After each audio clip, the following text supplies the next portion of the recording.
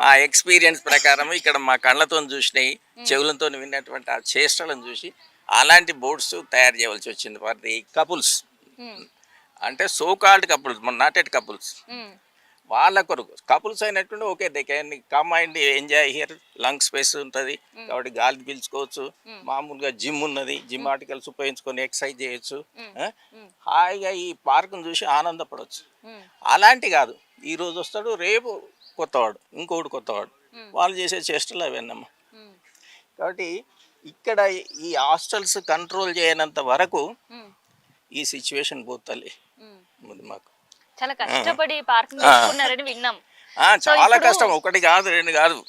మేము అప్పుడు ఒకటే బోర్ ఉండేది. అవును విన్నాం.